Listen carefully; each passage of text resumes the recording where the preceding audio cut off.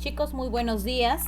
Bienvenidos a esta primera sesión de las clases virtuales de la institución educativa Barton.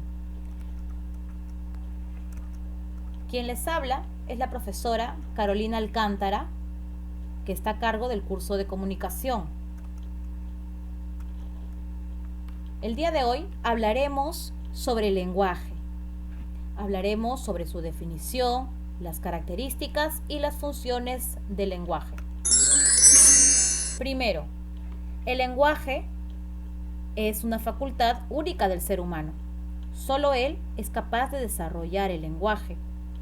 El lenguaje puede ser verbal, cuando hago uso de las palabras, o no verbal, cuando utilizo signos creados por el hombre, ¿no? Signos convencionales, signos que se adecúan a él para poder comunicarse. El lenguaje, ¿no? A ver, vamos a manifestar lo anterior. El lenguaje no puede ser de los animales, no puede ser de las plantas, únicamente es del ser humano. ¿Por qué? Porque justamente cumple una serie de requisitos, ¿no? ¿Cómo yo sé que el lenguaje, o que se prueba que el lenguaje únicamente es del hombre? Porque es racional, ¿no? Esa es la característica principal, podría decirse, es racional. Solo el hombre es un ser pensante, es un ser que crea conocimientos, es un ser que se puede manifestar a través de las palabras, ¿no? Con claridad. Puede crear también otro sistema de signos para poder comunicarse, ¿no? Todo con el único fin de poder transmitir algo. Luego, tenemos la característica universal. Todos los seres humanos desarrollan un lenguaje en todo el mundo, ¿no? Por ejemplo, una persona que está en el Perú tiene la necesidad de comunicarse con otra que está en el extranjero, sin conocer el idioma, se puede comunicar de repente utilizando los gestos, ¿no? O utilizando de repente las imágenes. Por ejemplo, las personas que en este caso son sordomudas, ¿no? Utilizan el lenguaje de señas. Las personas que son invidentes utilizan el lenguaje, el sistema braille. Algo oculto que se quiere, solamente para un grupo determinado, puede ser de repente el código Morse, o puede ser también las señales de humo, ¿no?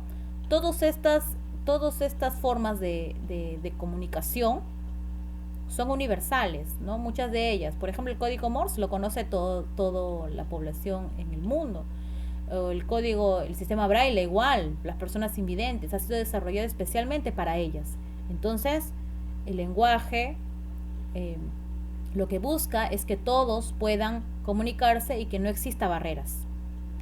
Decimos que el lenguaje es innato porque nacemos con esta facultad, es decir, nacemos biológicamente, genéticamente, para poder desarrollarlo, ¿no? Por ejemplo, en nuestro cerebro nosotros tenemos hemisferios y cada hemisferio cumple una función importante. Un hemisferio se encarga del habla, otro hemisferio se encarga de repente de la recepción de información, otra parte de nuestro cerebro se encargará de expresar nuestras artes, ¿no? Etcétera. Entonces nacemos con esa facultad, es innato, por eso dice, antes del nacimiento, ¿no? Biarticulado porque se va a desarrollar a través de dos partes, ¿no? Bi viene de dos, articulado es de dos articulaciones. En este caso tenemos a los morfemas y a los fonemas. ¿Qué cosa es eso? Tenemos aquí el lenguaje, se puede manifestar a través de estos docentes, ¿no? Tenemos, por ejemplo, la palabra GAT, que es una unidad significativa. Es decir, esta estructura es capaz de poder crear otras palabras más, ¿no? Muy alejadas, por ejemplo, de la palabra gato.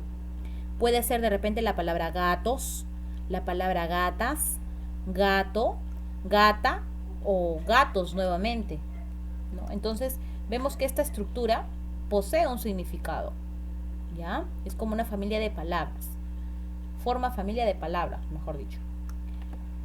Los fonemas, en este caso, vienen a ser las unidades distintivas, ¿no? Por ejemplo, tenemos el fonema G, el fonema A, el fonema T, el fonema O. Unidades distintivas porque cada sonido es diferente, no hay repetición aquí. Entonces tienes 4 fonemas. Los fonemas en este caso vienen a ser 5 porque está agregado el fonema S, ¿no? Que es otro, tiene otra forma y también otro sonido. Ahora hablaremos sobre las funciones del lenguaje. El lenguaje, la función principal que tiene es la de comunicar algo, ¿no? De hacer esto más fácil y más fácil.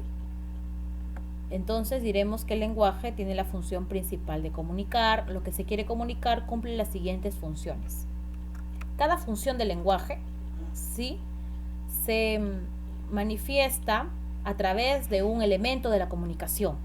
Se refuerza con un elemento de la comunicación. Por ejemplo, ¿no?, tenemos la primera función, la función informativa o representativa.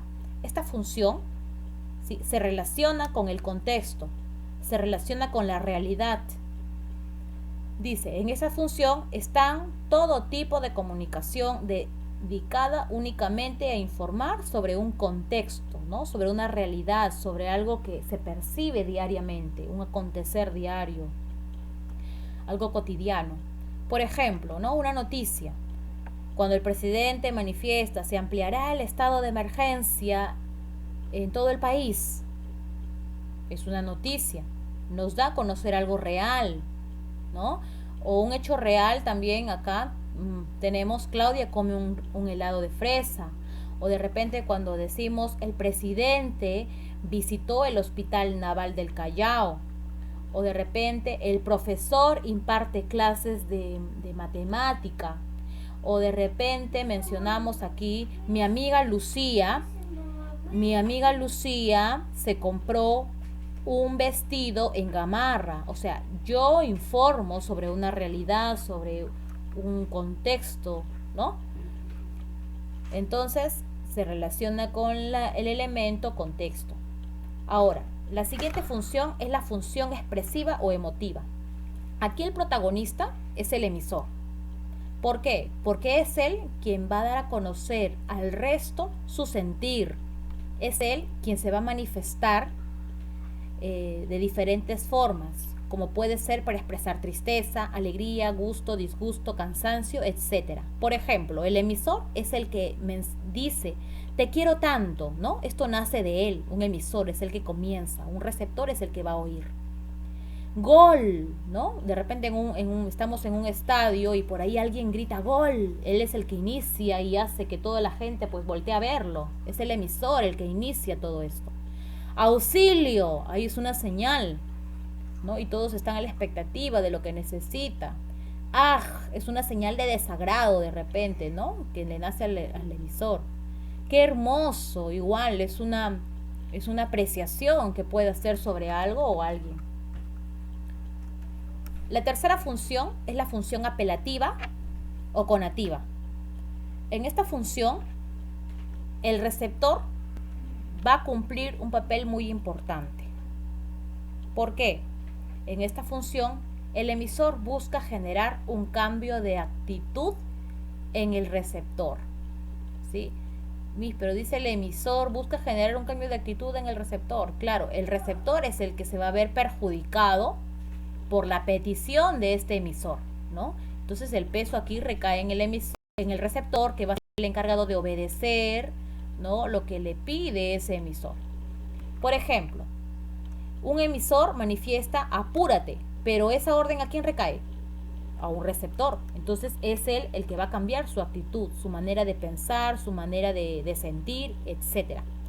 Obedece, hijo mío, ¿no? En este caso pues no es una orden, es una petición que recae en un receptor y va a hacer que este receptor cambie su parecer. Ven aquí, ¿vieron que también en un receptor es el que recae en este caso esta orden, este mandato?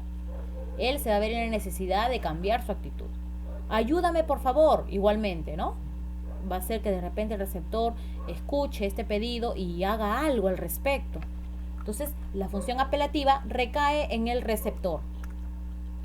Tenemos la cuarta función, la función fática o de contacto, ¿no? Esta función se llama así porque el elemento con el cual se va a ver involucrado es el canal, en este caso, y lo que se busca es que ese canal no sufra ninguna interrupción, ¿no? Por ejemplo, dice, cuando deseamos iniciar o mantener o cerrar una comunicación o verificar si funciona bien el canal. Es decir, lo que se busca aquí es que no ocurran interferencias, que el mensaje pueda llegar con claridad al receptor. Y para ello se hace una repetición, ¿no? Una retroalimentación de algo. O se asegura de que ese canal funcione bien.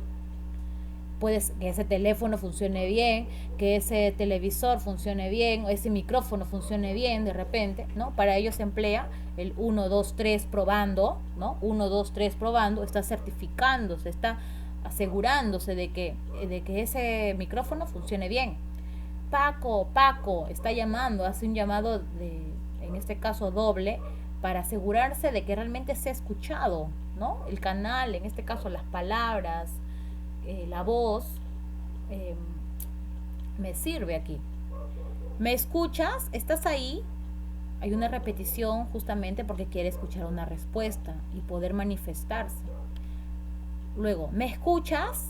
También es igual al anterior. ¿Aló? Ajá, ¿no? También es igual. Tenemos la quinta función, que es la función metalingüística o de glosa. En esta función, lo que se busca es, es utilizar el código lingüístico para explicar el propio código, ¿no? En pocas palabras, la función metalingüística lo que busca es conocer mayor o tener un conocimiento mayor sobre nuestro lenguaje, ¿no? Por ejemplo, aquí tenemos el sujeto, es de quien se dice algo en la oración. En este caso me están hablando de un tema exclusivo de el lenguaje, ¿no? En este caso me hablan de de la estructura de la oración, el sujeto, que es una parte de la oración, y la oración forma parte a la vez de la sintaxis forma parte igual de la es un ayudante de la gramática, y la gramática junto con la sintaxis pues están dentro del campo de la lingüística. Entonces lo que se busca aquí es perfeccionar o conocer a mayor profundidad nuestro lenguaje. Otro, frágil es sinónimo de quebradizo, débil, es decir, nos aclara, ¿no?, nuestro lenguaje.